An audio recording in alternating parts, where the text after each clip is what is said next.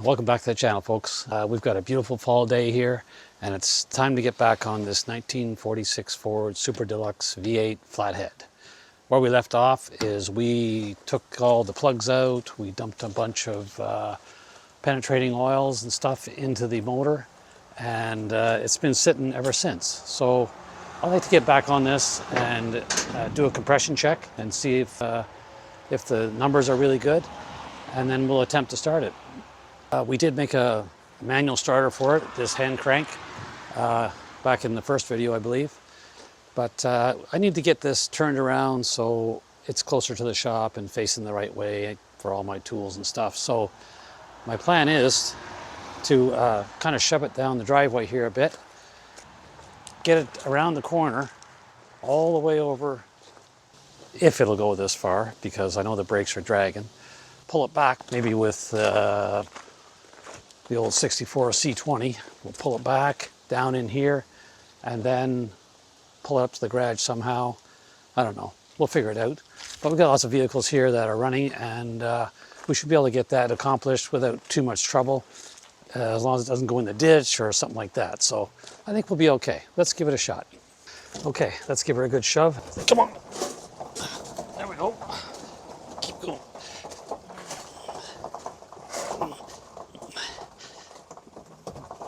Keep going. Well, the brakes are dragging for sure.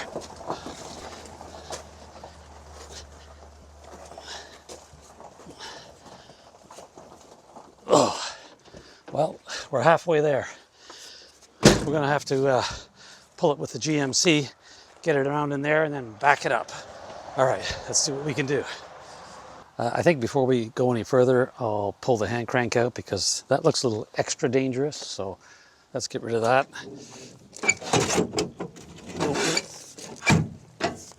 Come on out. Oh, that's a job and a half. Ram that up there, and we'll get the GMC, back it in here, then pull that forward up in here.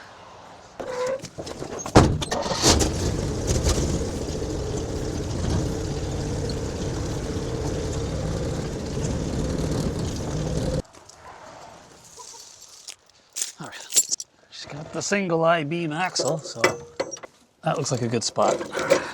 That should do it.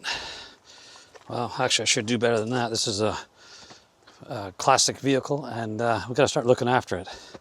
Okay. Actually, let's tighten it up a little bit. That should do it. All right.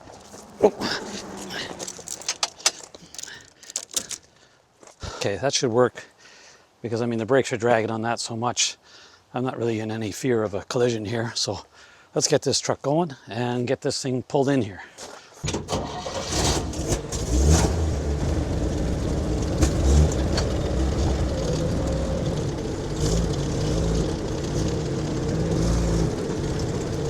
Oh, it's coming along just fine.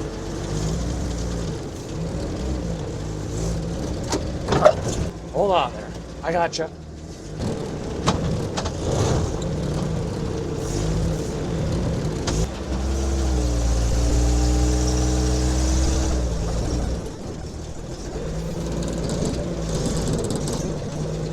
All right, I think that's just about right.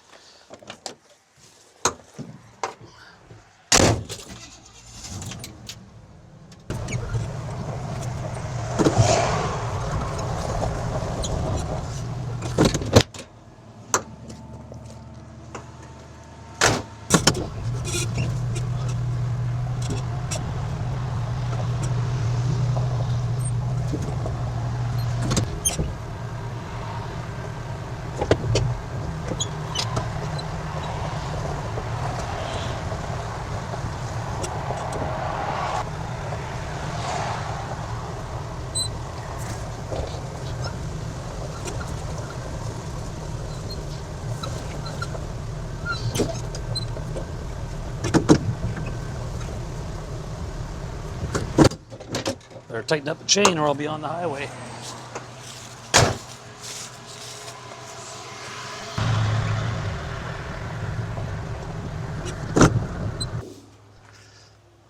All right, that should do it. I really can't back out on the highway anyway, so we're gonna have to push it up from there, right up to the garage. Okay, we got a new plan. I don't really want to push this beautiful Ford with my 64 Chevy here. I don't want to damage the patina on this beautiful bumper here. And so I think we're going to try a different plan. We'll bring the old GMC into play, and we're going to pull it up to the garage with that. Let me get things set up here.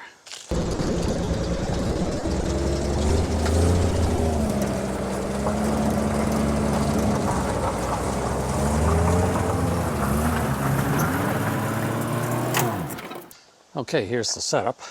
We've got a rope tied to the 46 Ford, and we've got that rope all the way down here, up near the shop. We've got a pulley, and then we've got that attached to this old GMC. So I think if we just run this truck down the driveway, we'll be able to pull that 46 Ford right up to here. Might take a couple tries, but we've done this before and it's been quite successful. So let's give this a shot. Here we go.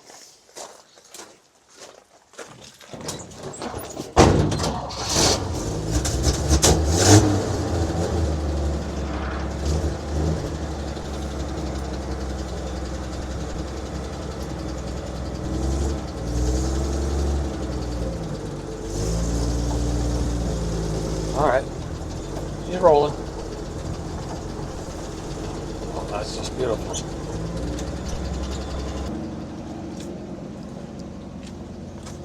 Seems safe. Yeah, just crank the wheel a bit and I think that'll work out pretty good. It's like two ships passing in the night. One of them's the Titanic.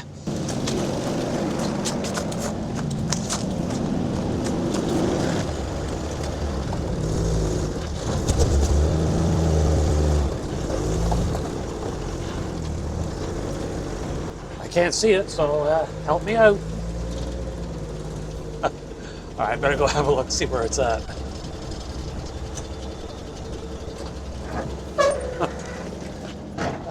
Okay, that's not bad. I think we'll make a little adjustment on the steering, and we'll have it perfect. Oh yeah, it's pulling way over. Let's crank it over, straighten her out.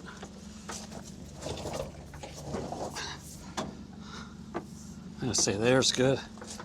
How much more room we got? A few more feet. Might have to rejig this and get a few more feet out of it.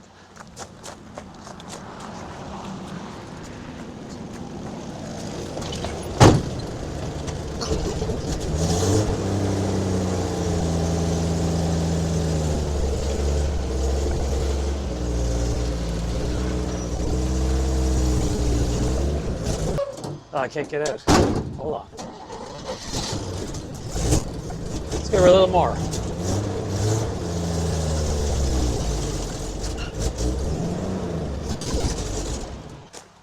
Okay, I think that's pretty good. We might jig it around a little bit here, but we're pretty close to where we want it.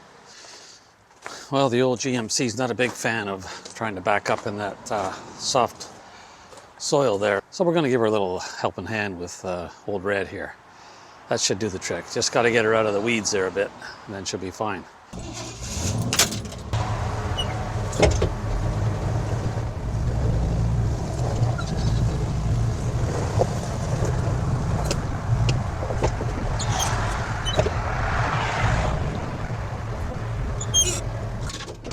That should do it.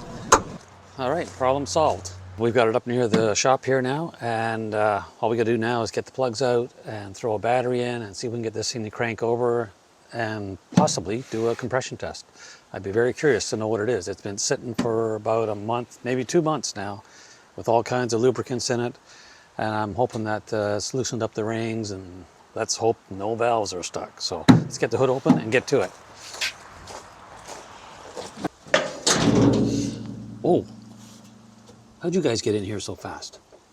No, you gotta be on the outside. I gotta be in here working. It's too dangerous for you to be in here. Come on out, let's go.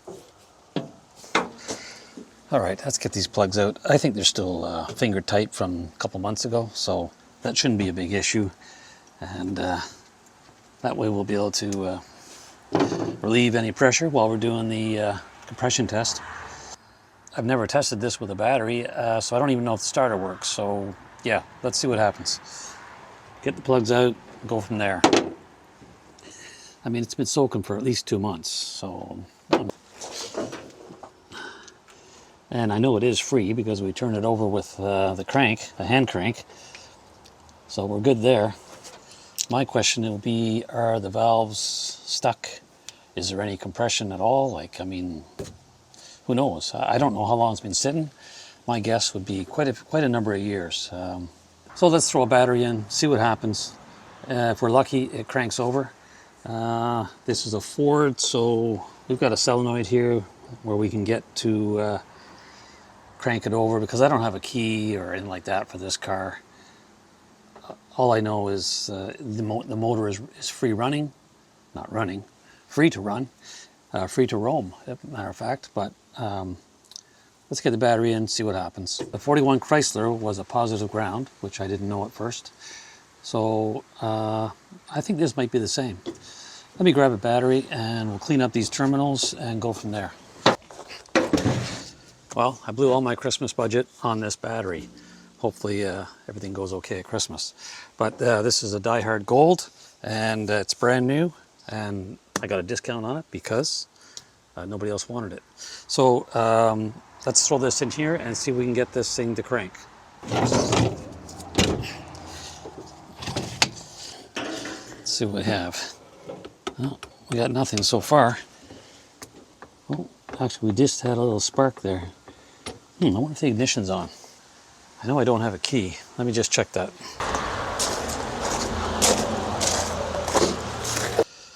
All right, so I don't see the ignition key, and I guess it would have been here by the looks of it, but that's been mangled.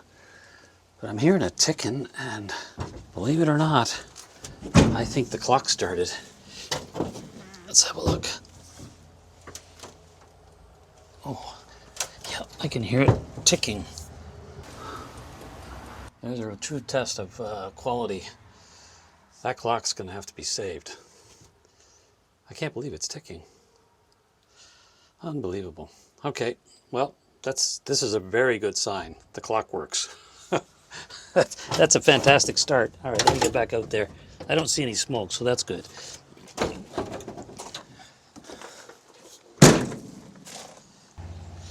Okay, we got our terminals jammed on here. Nothing's smoking yet, so that's a good sign. The clock is working. I guess it figured out how to wind the whatever is in there, wound, and yeah, it's ticking away, which is just unbelievable for a car that's probably been sitting, who knows, decades, and hasn't really been, sheltered. But anyways, let's see if we can short this solenoid out and get some juice to the starter. Well, we're getting something. Well, we had something. Now we got nothing. Need some help. A little gentle persuasion. Oh, battery's getting warm. I think what we're going to do is eliminate the solenoid for a minute and see if we can get this thing to crank just bypassing the solenoid. I got some booster cables here. I'm going to try and bypass the solenoid and see if that works. Oh, well, we got some juice there. But we got no starter. I wonder if the starter's locked up. I'm not sure exactly what's going on, but pretty heavy spark there. She's got a spot that gets her hot, but we ain't been to it. Let's see if the starter is jammed in the flywheel or something. I'm just going to turn over with the hand crank and make sure that the starter's not stuck in the flywheel. Let's see what happens. Come on now. There we go. Nope. That's not stuck, so that's good. So something up with the starter. I wonder if it's seized. I mean, that wouldn't surprise me. It's been sitting for who knows how long. Let me check some connections here and see what we got.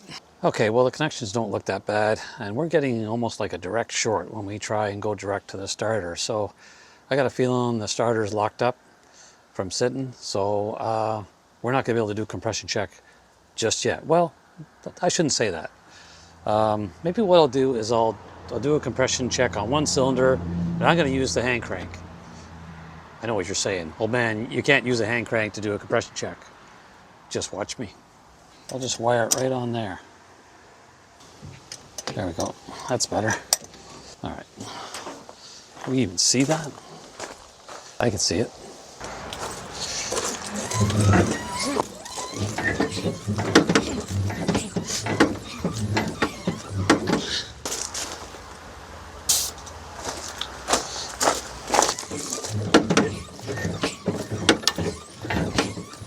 Whew. Well, I've been thinking about our pathetic compression test at barely 30 pounds. That's not a good sign. And I'm thinking that can't be all the rings' fault. It's got to be the valves. They're either, broken or cracked or something like that, or they're just stuck. So my next strategy is to dump some lubricants on the 46 down the carburetor and try and fill the cylinders with oil. And once it starts to weep out the spark plug holes, I'll put the plugs back in and put another half gallon in, and maybe that'll bring the oil and penetrance around the valve area. And then we'll let that sit for, well, maybe a couple weeks and just let it soak, and then we'll give it another shot and see if we can get those valves loosened up, because I think that really is the problem. I think that might do it. At least we'll have a better chance. If we can loosen up the valves, this thing might run. Not this one, the 46. All right, let's get to it. Okay, we're going to start off with some Type F automatic transmission fluid. I think that's pretty good stuff. And then we'll thin it down with some of this other fuel and engine conditioners. And that will be a pretty good mixture, I think. It'll be nice and thin. Whoa, hold on. Now, we're going to put some Berryman's B12 chem tool, fuel injection cleaner, gas tanks, intakes, valves, all that stuff. It's all good. Oh, that's beautiful. And some Seafoam, auto, marine, and fleet. It's good for diesels too. So we got it covered. We got a dribbler. That's how you do it. It's a beautiful color. Perfect. All right, let's pour it down the yap.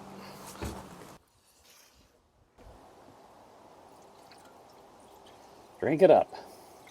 Okay, looks like we've already got progress. We've got some fluid leaking out there. So that's a good sign. We're starting to fill the cylinders. So I think I'll slip the plugs in, and then we'll put another half gallon in. And that should fill everything up. We better mix up another batch because it's not full yet. So let's get some more of this transmission fluid going. Good old Type F, whatever that's for. It's this is an old bottle, Motomaster. I believe that's Canadian Tire. Anyways, we'll take it. Take some more of this Seafoam. Yep, that's done. And some more Berryman's.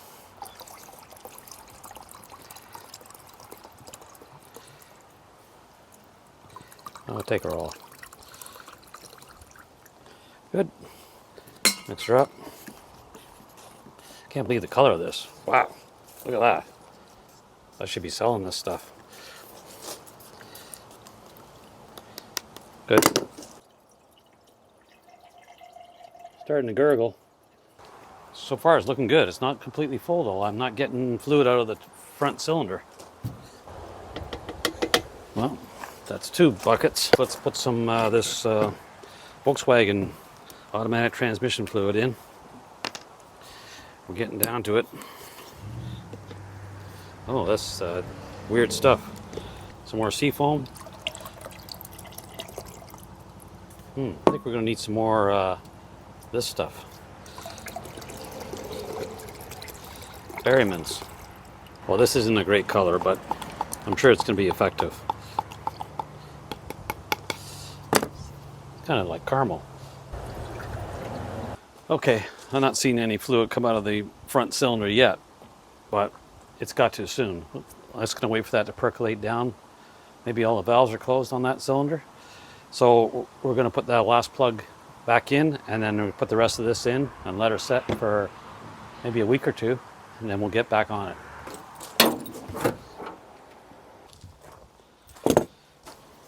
Okay, let's dump the rest of this in and hope for the best. By the way, the carburetor is seized, so this is going to help the carburetor too, so we're really doing a good service here.